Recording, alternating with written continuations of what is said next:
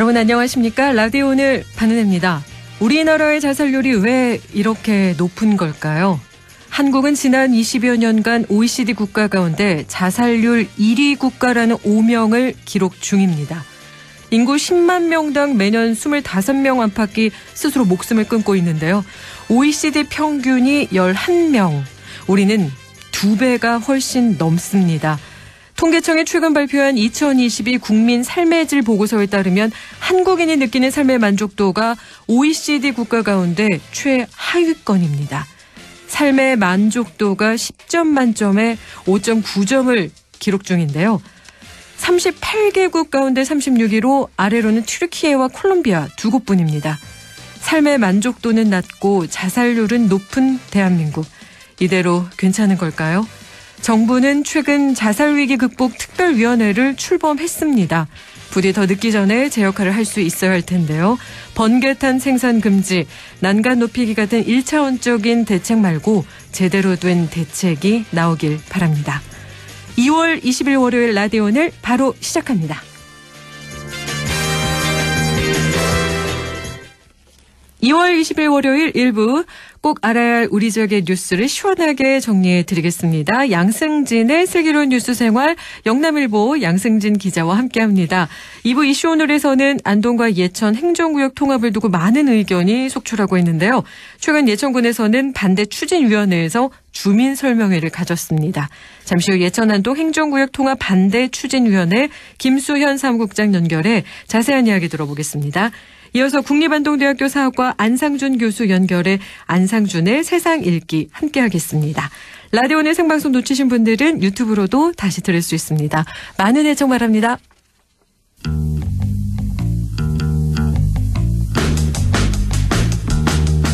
양승진의 슬기로운 뉴스 생활, 꼭 알아야 할 우리 지역의 뉴스를 시원하게 정리해드립니다. 슬뉴생 영남일보 양승진 기자 연결하겠습니다. 안녕하십니까 기자님? 네, 안녕하세요. 경북 청송군 올해 1월 1일부터 전국 최초로 모든 시내버스 노선에 대해서 무료 요금제를 도입했는데요. 한 달이 지난 시점에서 그 효과가 크다고 하는데 오늘 청송군의 무료 버스에 대한 이야기 나눠보려고 합니다. 청송군의 버스 무료 요금제, 먼저 이 요금제에 대한 설명 부탁드리겠습니다. 네, 1월 달을 기준으로 했을 때 청송군의 인구는 약 2만 5천 명입니다. 이 가운데 40% 정도가 65살 이상의 어르신인데요. 어르신 비중이 절대적으로 높은 상황에서 청송군은 주민의 이동권 보장과 생활권 확대 등을 통해 주민 삶의 질을 개선하기 위해서 국내 63개 버스 노선 708km에 대해서 전면적인 무료 요금을 도입하기로 했습니다. 버스 요금을 받던 지난해까지 성인 기준 청송 농어촌 버스의 요금은 1,300원. 큰 금액은 아니지만 주민 만족도나 무료 요금제 도입을 통한 효과는 상당한 것으로 나타나고 있습니다. 자세한 부분은 뒤에서 더 설명을 드리겠고요. 청송군의 무료 농어촌 버스는 주민등록상 청송 주민이 아닌 외지인이더라도 이용이 가능합니다. 관광객들이 청송의 자랑인 주황산을 갈 때도 무료로 이동할 수 있다는 의미입니다.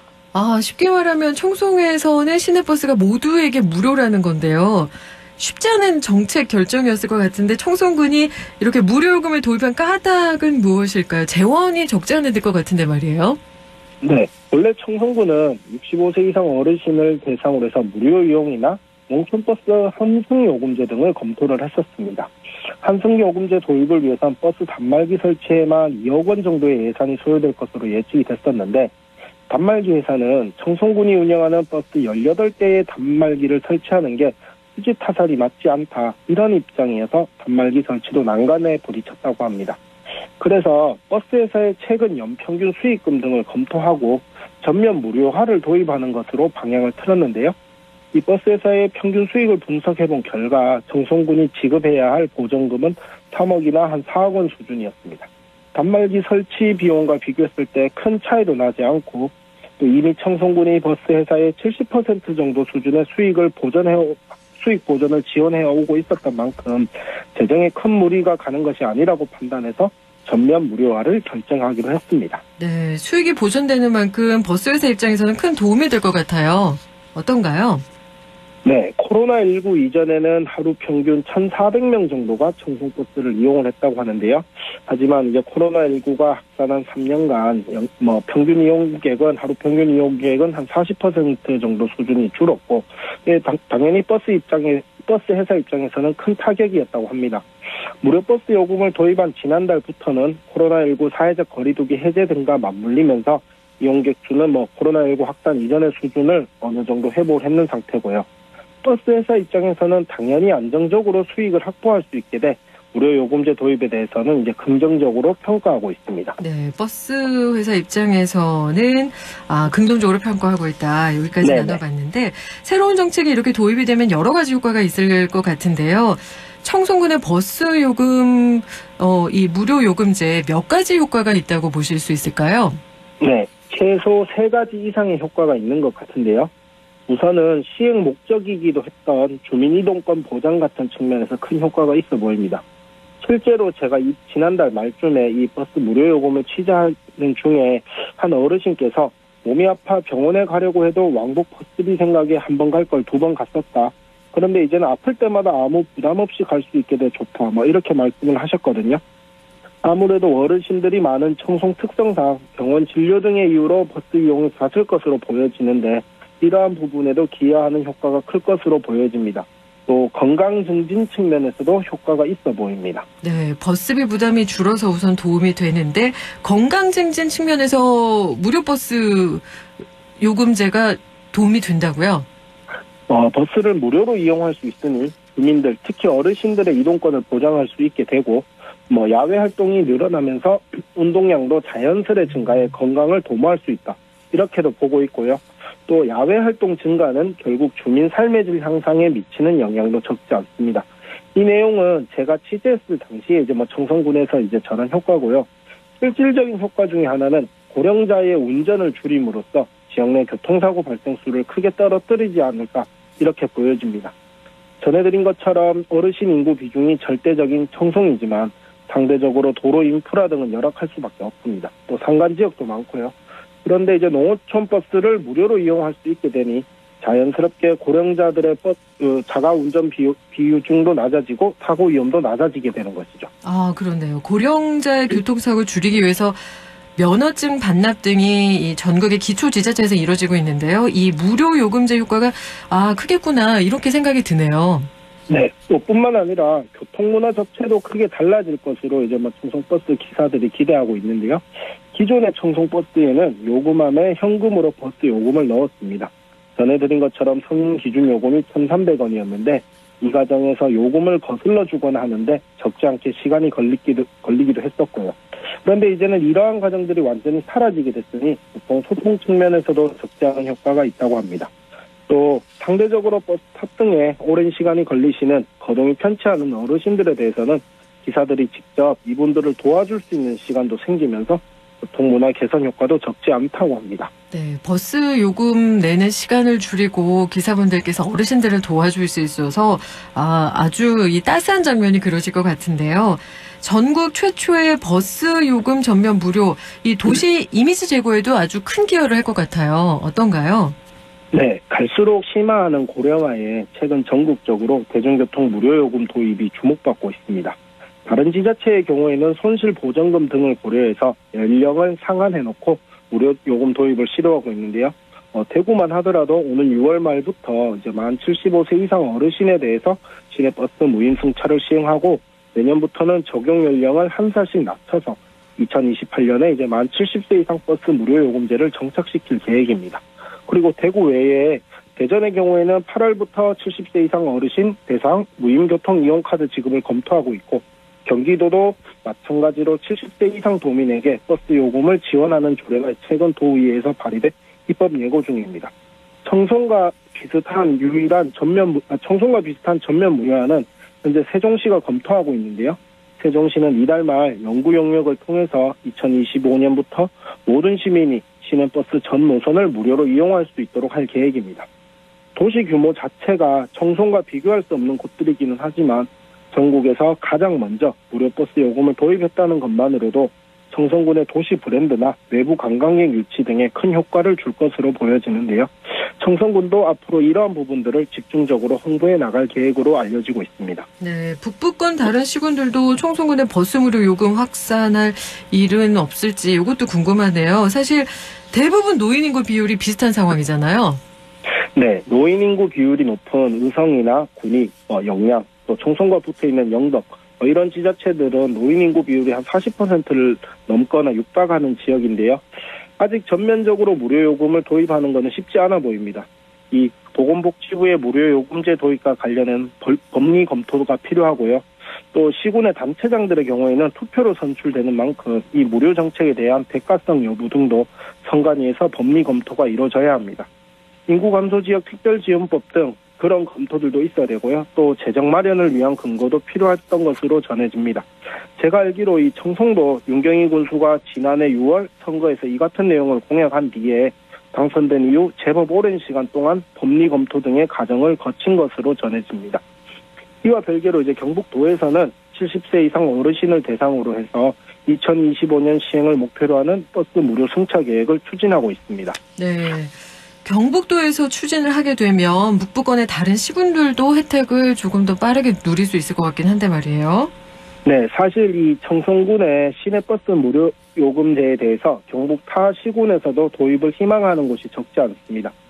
최근에는 문경시의회에서도 이 같은 제안이 있었고요. 현재 경북도는 70세 이상 어르신 대상 버스 무료 승차를 위해서 관련 연구 용역을 추진하고 있습니다. 또 올해 5월부터는 버스 무료 요금제 도입을 희망하는 시군을 선정해 시범 운영에 나설 계획인데요. 물론 청송군의 전면 무료 요금제와는 조금 차이는 있습니다. 하지만 도 차원에서 이를 추진하는 것은 어르신들의 교통복지, 이동권 확보, 그리고 고령자 운전면허증 반납과 같은 아까 전해드렸던 청송구가 유사한 효과가 있을 것으로 기대가 되는데요. 경북 도 내에 70세 이상 어르신은 72만 명 정도로 도 전체 인구의 한 27% 수준입니다. 이와 별개로 경북도는 만 6세에서 18세 아동 청소년을 대상으로 한 무료 요금제 도입도 추진할 계획입니다. 청송군의 버스 무료 요금제는 긍정적 효과가 상당해 보입니다. 고령화 사회에 접어든 경북에선 앞으로 이러한 정책들이 계속 이뤄질 것으로 보여지는데요. 단순하게 포퓰리즘적 측면에서 접근하거나 재정적 측면만을 고려하기보다는 관련 정책을 통해서 얼마나 많은 효과를 파생시킬 수 있는지에 집중을 해서 그 정책 결정을 통해 지역 주민과 지자체에 도움이 될 수 있는 정책으로 이어질 수 있었으면 좋겠습니다. 네, 청송군의 버스 무료 요금제에 대해서 나누면서 앞으로 또 지자체에서 할 수 있는 정책까지도 함께 나눠봤습니다. 네, 오늘 말씀 고맙습니다. 네, 감사합니다. 지금까지 양승진의 슬뉴생 영남일보 양승진 기자와 함께했습니다. 라디오 오늘 1부 여기까지고요. 잠시 후 2부에서 뵙겠습니다.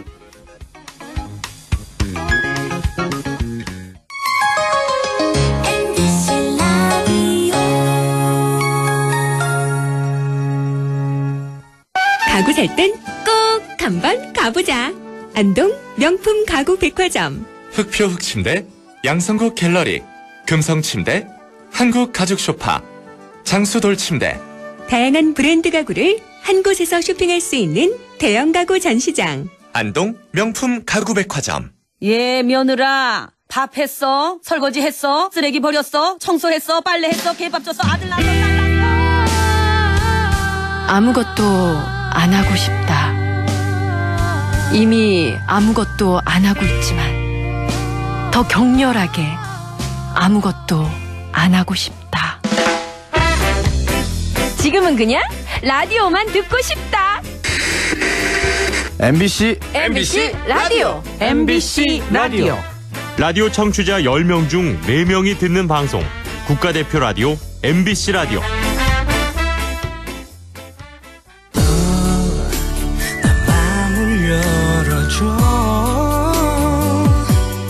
다가가 나 속삭이도록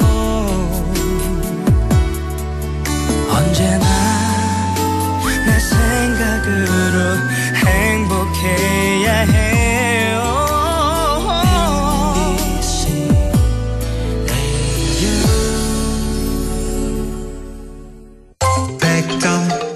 MBC 라디오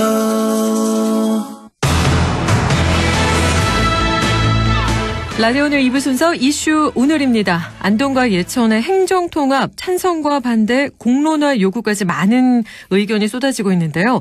얼마 전 예천 지역에서는 행정통합 반대 추진위원회에서 주민 설명회를 열었다죠. 예천안동 행정통합 반대 추진위원회 김수현 사무국장 연결해 자세한 이야기 들어보겠습니다. 안녕하십니까 사무국장님. 안녕하세요. 반갑습니다. 네, 반갑습니다.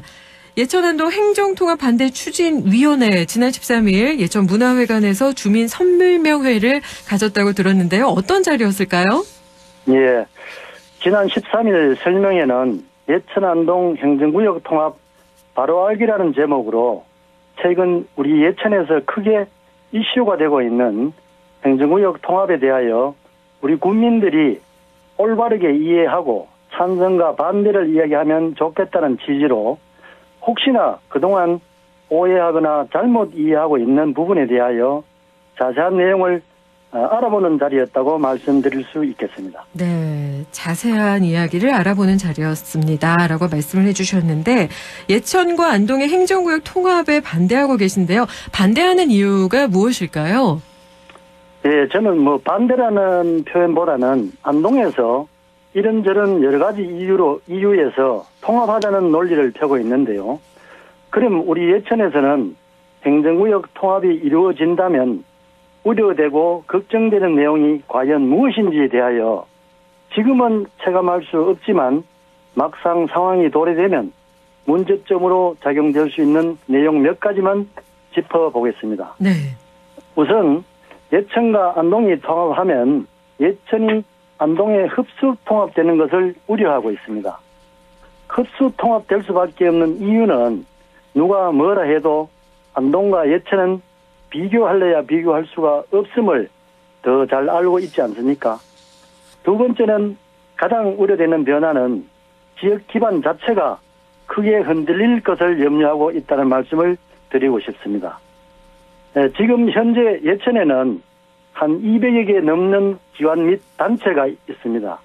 그런데 만약 통합이 된다면 군청을 비롯한 경찰서, 교육지원청 등등 기관 및 단체의 명칭뿐만 아니고 조직이 대폭 축소되거나 폐쇄되면 불보듯 뻔한 사실입니다.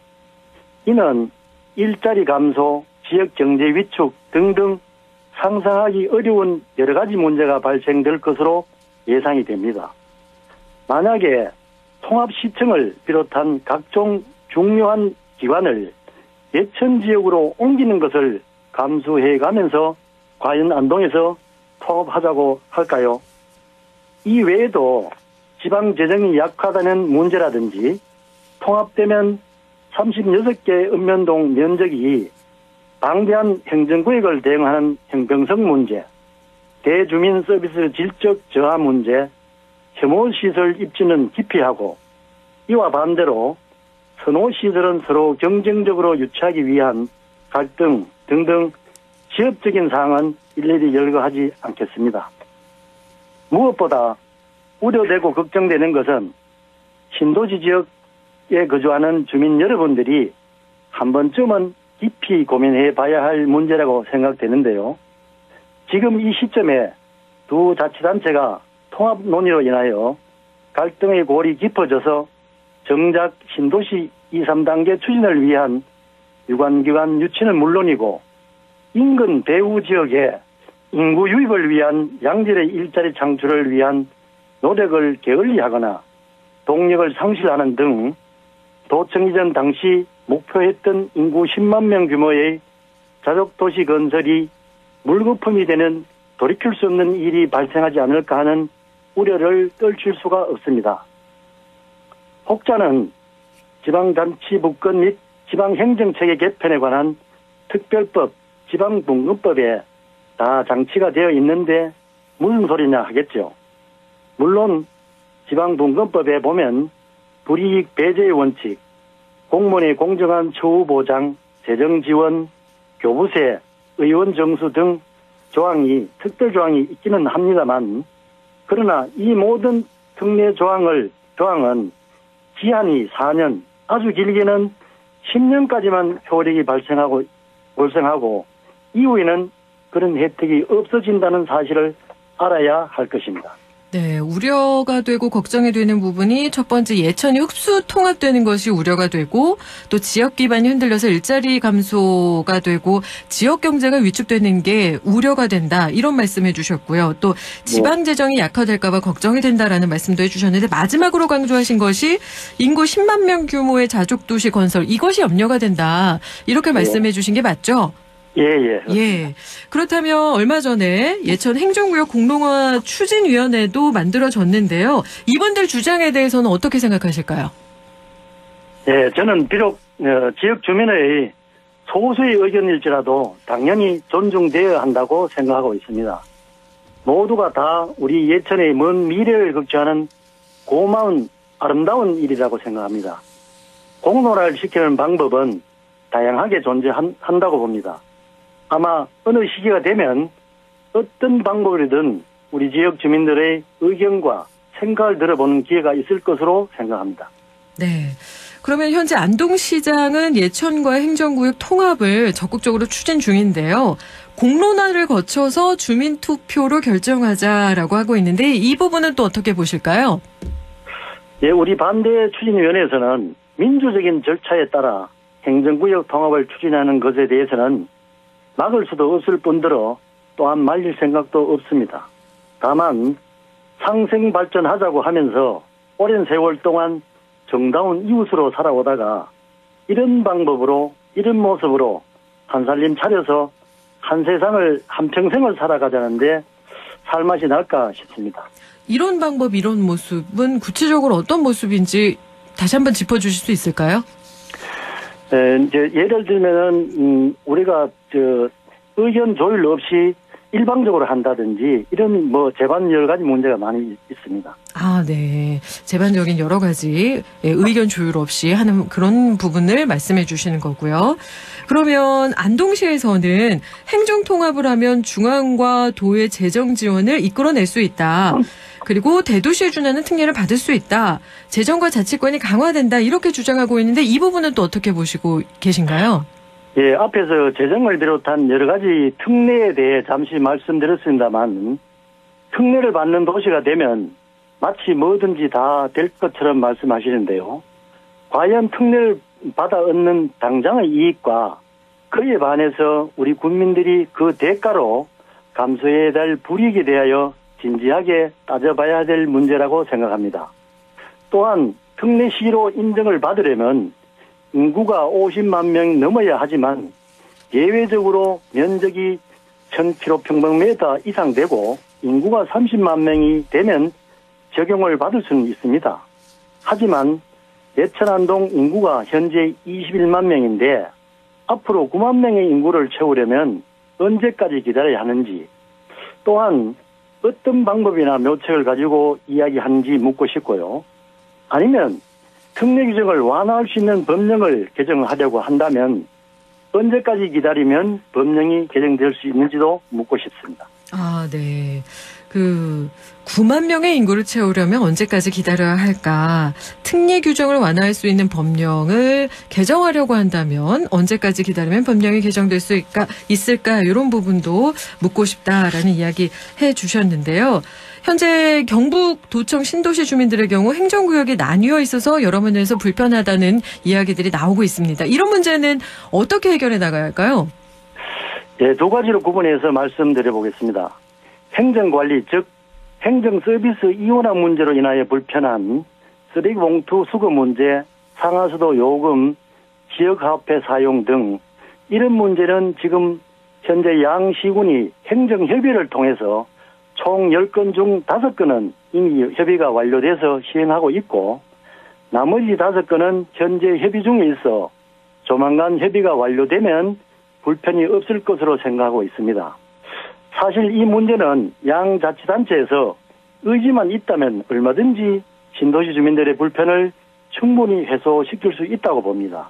또한 이 문제와 관련해서는 경북도에서도 손 놓고 있을 것이 아니라 예천 안동 두 자치단체가 원활하게 협의할 수 있도록 광역자치단체 본연의 역할을 제대로만 한다면 전혀 문제가 없습니다. 잘 알고 계시는 위례 신도시에는 3개 자치단체 두 개 광역단체가 복합되어 있어도 잘 해결하고 있는 좋은 사례가 있지 않습니까? 또 한 가지는 신도시 주민들의 생활권과 행정권이 동일하지 않아서 예천이 세무서는 영주, 법원은 상주를 가야 하는 불편이 통합되면 해소될 것처럼 이야기하고 있는데요.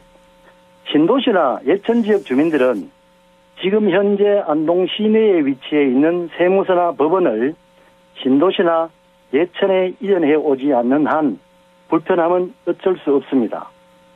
예천에서 영주에 있는 세무서에 가나 안동에 있는 세무서에 가나 크게 다른 게 뭐가 있을까요? 이 문제 역시 중앙 정치권에 있는 국회의원이나 경북도를 비롯한 예천 안동 양자치단체가 관할구역 변경 노력을 함께 한다면 해결될 수 있고, 향후에는 신도시 정주 인구가 어느 정도 증가하면 자연스럽게 해결될 수 있다고 생각이 됩니다. 네. 지역 소멸을 막기 위해서 행정통합이 필요하다, 이런 주장도 있는데요. 이 부분은 또 어떻게 보고 계신가요?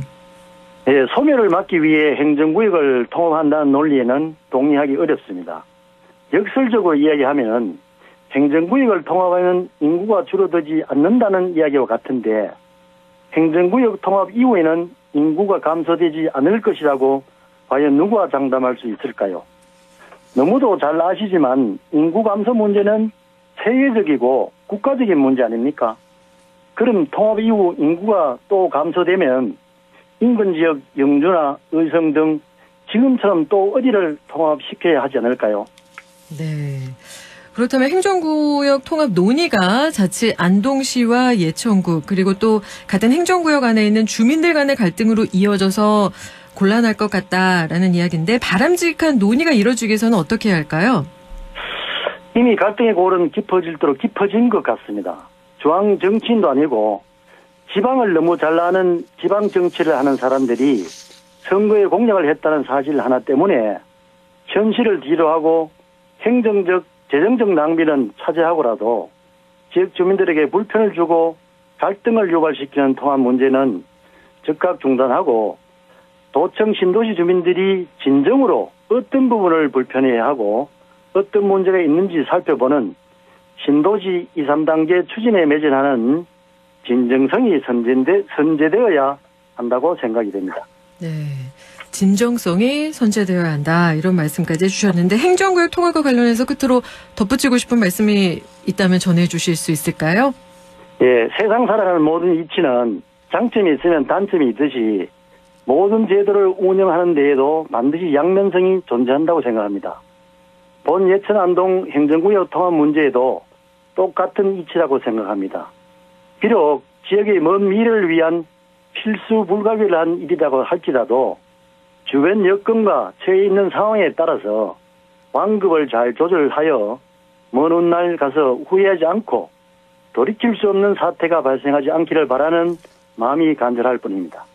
네, 오늘 말씀 고맙습니다. 감사합니다. 지금까지 예천 안동 행정통합반대 추진위원회 김소연 사무국장 연결해 함께 이야기 나눴습니다.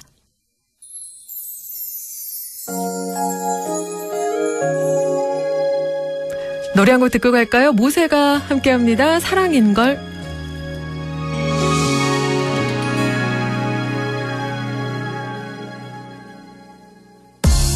하루가 가는 소리를 들어 너 없는 세상 속에 달이 저물고 해가 뜨는 서러움,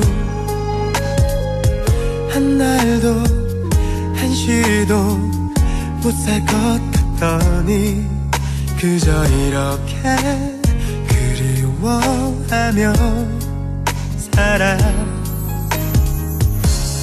어디서부터 잊어갈까 오늘도 기억 속에 네가 찾아와 하루 종일 떠들어.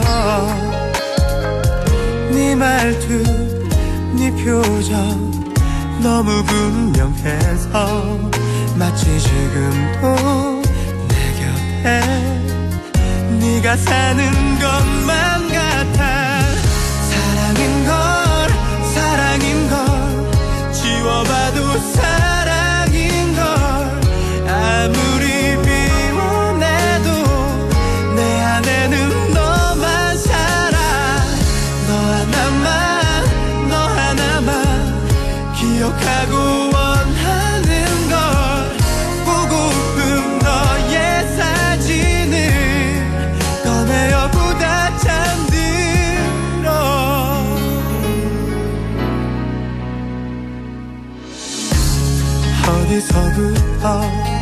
잊어갈까 오늘도 기억 속에 네가 찾아와 하루 종일 떠들어 네 말투 네 표정 너무 분명해서 마치 지금도 내 곁에 네가 사는 것만 같아 사랑인 걸 지워봐도 사랑인 걸 아무리 비워내도 내 안에는 너만 살아 너 하나만 기억하고 원하는 걸 보고픈 너의 사진을 꺼내어 보다 잠들어 잠결에 흐르던 눈물이 곧 말라가듯 조금씩 흐려지겠지 손 내밀면 닿을 듯 아직은 눈에 선한 네 얼굴 사랑해 잊으면 안 라디오 오늘에서는 청취자 여러분의 참여를 기다리고 있습니다.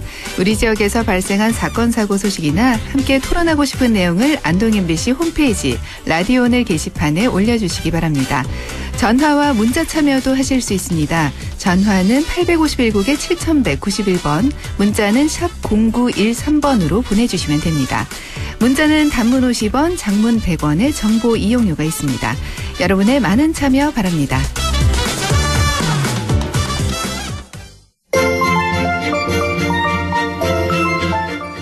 안상준의 세상 읽기 국립안동대학교 사학과 안상준 교수와 함께합니다.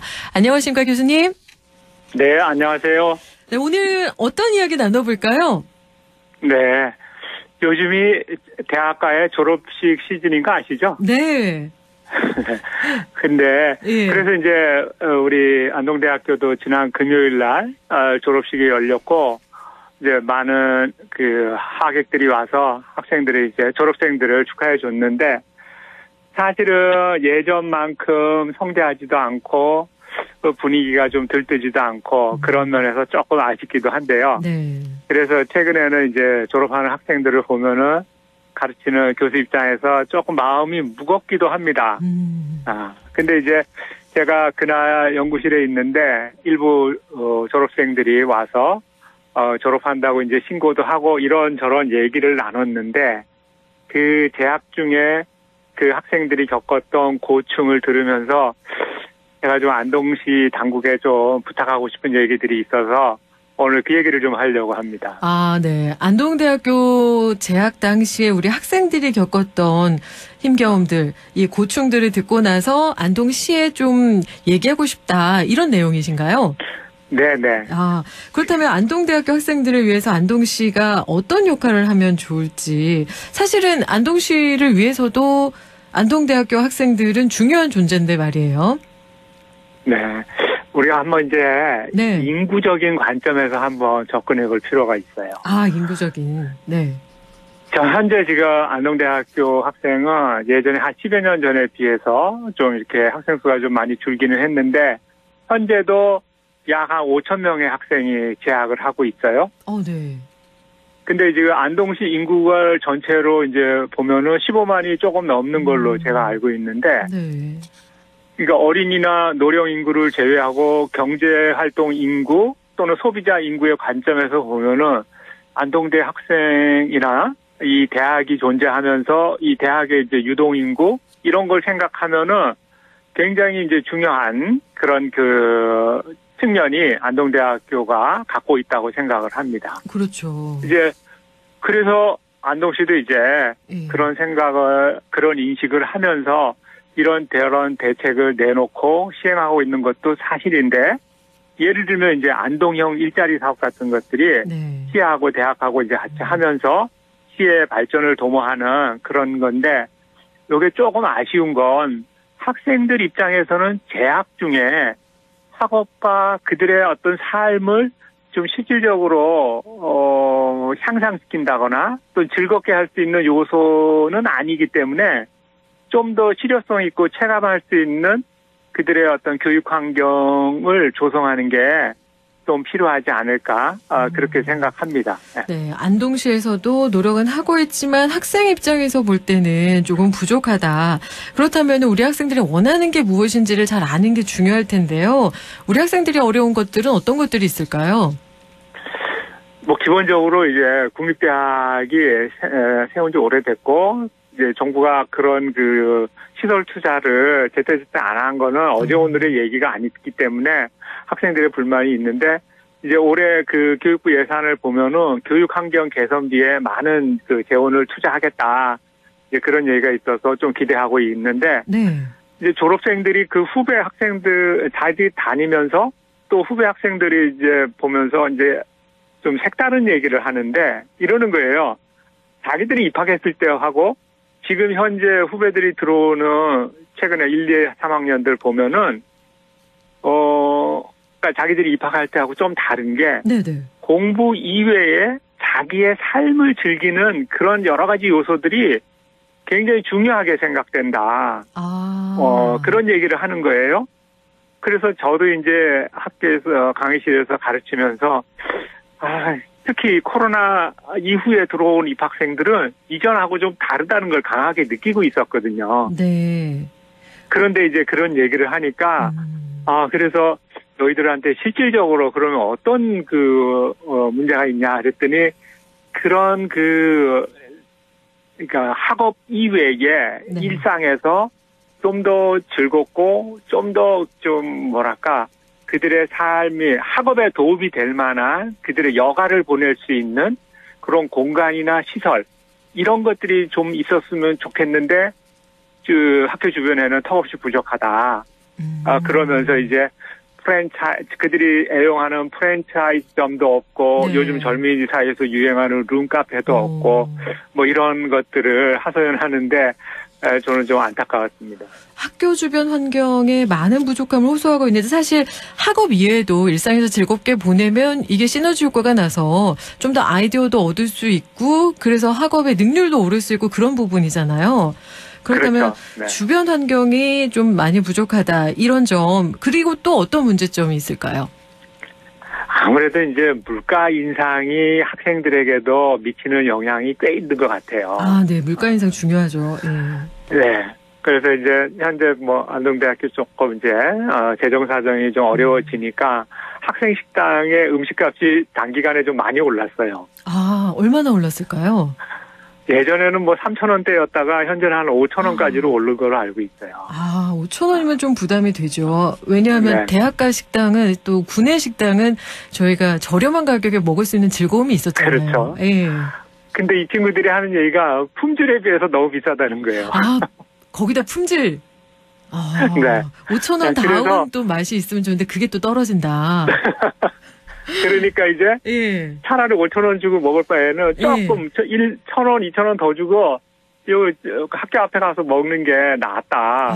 그런 얘기를 하는 거예요. 제가 이용해 본 적이 이제 10년도 훨씬 전이라 그때는 맛있었거든요. 그렇군요. 그리고요 또 네.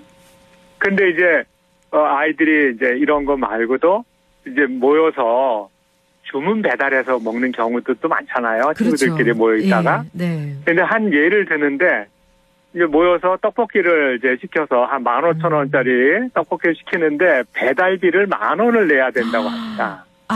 거리가 멀죠. 이 떡볶이 그 주변에는 떡볶이 전문점이 없어요. 제가 가보니까. 시내에서 주문을 해야 되니까.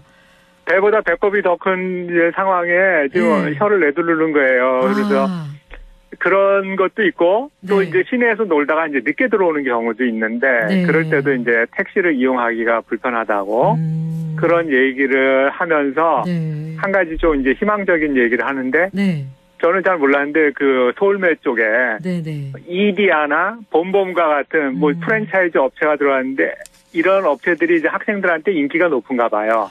자리가 없더라고요. 제가 한 달 전에 가봤거든요. 예. 그래서 이제 그 학생들 얘기가 이런 좀 인기 있는 프랜차이즈점들이 좀 더 유치가 되면은 이 주변에 그 상권도 활성화되고 좀 그 배달비 같은 것도 좀 낮춰주면은 훨씬 더 생활하기가 좋고 좀 뭔가 이렇게 삶의 의욕을 찾겠는데 그런 게 없으니까 재미가 없다는 거예요. 그럴만 할 것 같아요. 저는 이제 분위기 네. 전환을 하기 위해서 그 프랜차이즈 카페를 한번 찾아가 봤는데 역시 학생들이 있는 카페는 주부들이 가는 카페와는 정말 다르더라고요. 공부하는 분위기고 그리고 또 정말 에너지도 다르고 예, 그래서 저는 되게 신선한 에너지를 받고 왔는데 그런 공간이 필요하다 우리 학생들에게. 아, 그러면은 좀 전에 이제 배달비 이야기를 하셨는데 이게 보니까 거리가 워낙 떨어져 있어서 통학에 불편을 겪는 것과도 같이 연계해서 얘기할 수 있을 것 같네요. 어떨까요? 그렇죠. 예. 네. 그 예전에 그 터미널이나 기차역이 시내에 있을 때는 네. 그게 이제 외지에서 와서 학교에 들어오는데 그렇게 어려움이 없었어요. 그죠. 한 30분 정도면 그래도 늦어도 그렇죠. 그 정도 그런데 이제 거리였죠. 저 송화동으로 터미널이나 기차역이 다 이동을 하면서 외지에서 오는 학생들은 이 통학거리가 너무 멀어진 거예요. 거의 1시간, 시내버스 타고 가면은 거의 1시간 정도 걸리지 않을까 싶은데요. 네. 그 펜버스를 타야지 한 30분 걸린다는데 그게 얼마나 자주 있는지 모르겠어요. 아, 네. 그래서 가만히 따져보니까 예를 들면 서울 기준으로 해서 안동대학교에 온다 그러면 기차 타면 2시간이면 오는데 시내에서 1시간을 버스를 타고 와야 되는 거예요. 그럼 가성비가 너무 떨어지잖아요. 그렇죠. 그래서 이제 학생들 입장에서 보면은 이제 학교 가는 게 꼭 오지에 가는 것 같은 느낌이 들지 않을까. 그런 느낌이 많이 들어서 이런 부분은 시에서 터미널을 이전하면서 생긴 학생들의 불편이기 때문에 시가 좀 적극적으로 해결하는 게 타당하지 않나 그런 생각이 들고요. 네. 좀 다른 대학하고 좀 비교해 보면은 같은 국립대학인데 공주대학이나 저 순천대나 그 창원대나 이런 데 가면은 학교가 시내 중앙에 있어가지고 이런 불편을 겪지 않거든요. 네, 그렇죠. 그러면 학생들 사이에서는 이제 이런 것들이 입소문이 날 수도 있고. 네. 제가 그래서 우리처럼 저 시 외곽에 떨어진 학교들은 어떻게 하나 좀 한 사례를 알아봤는데 저 원주에 있는 연세대학교 미래 캠퍼스가 조금 시내에서 외지에 있습니다. 네. 그러니까 여기 저 기차역이나 그 KTX 기차역이나 터미널에서 캠퍼스 가는 셔틀을 이용한다고 하더라고요. 그게 굉장히 도움이 많이 된다 그래요. 그런데요. 셔틀버스가 그래도 하루에 몇 대라도 이렇게 다닌다면 우리 안동대학교에 다니는 학생들이나 교직원들에게는 조금 더 수월하고 이렇게 오지에 떨어지는 느낌도 안 들고요. 네, 그리고요. 네. 방문객들에게도 안동대학교 가는 길이 너무 초원으로 가는 느낌을 주는 거는 좀 문제가 있죠. 아, 그렇네요. 이런 부분은 안동시에서 조금 도움을 주신다면 훨씬 더 좋을 것 같다는 생각도 드네요. 네. 네. 저는 아쉬운 점입니다. 예, 그렇네요. 이야기 듣다 보니까 안동대학교 쪽에 그 건물을 서울에 보니까 뭐 1유로 프로젝트라고 해서 건물 전체를 한 달에 1유로만 내는 그런 프로젝트도 하더라고요. 아, 예. 그럼 안동대에도 그런 걸 하면은 많은 분들이 또 그곳에 매장을 낼 수도 있지 않을까. 갑자기 문득. 아주 좋은 제안이네요. 예. 문득 그런 생각도 드는데요. 오늘의 결론, 우리 교수님 어떻게 저희가 내려보면 좋을까요? 예, 제가 보기에는 이제 대학하고 이 도시는, 지역의 중소도시는 공세 단계를 갖지 않으면은 어렵습니다, 이제.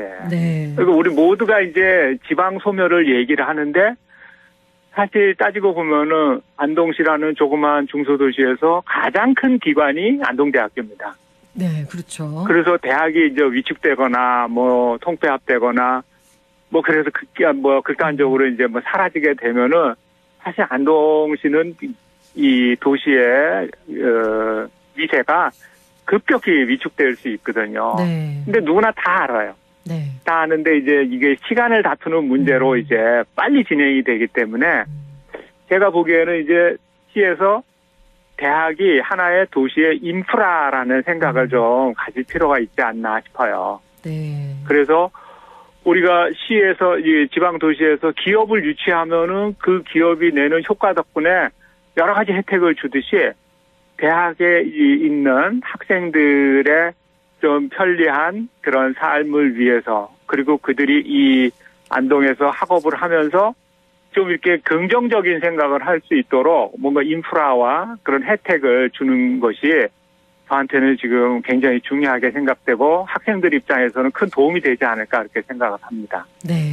그래서 너무 늦기 전에 이제 시하고 대학 당국이 좀 긴밀하게 협의를 해서 이 문제를 좀 키우고, 궁극적으로는 안동이라는 이 아주 유서 깊은 도시, 그리고 그 전통적인 대학이 문화가 발전했던 이 도시가 대학 도시라는 그런 그 이미지로 육성이 됐으면은 하는 바람이 있습니다. 네. 안동을 대학 도시로 키우자, 이런 말씀 오늘 마지막으로 나눠주셨는데요. 오늘 말씀 고맙습니다. 네, 감사합니다. 지금까지 안상준의 세상 읽기 국립안동대학교 사학과 안상준 교수와 함께했습니다.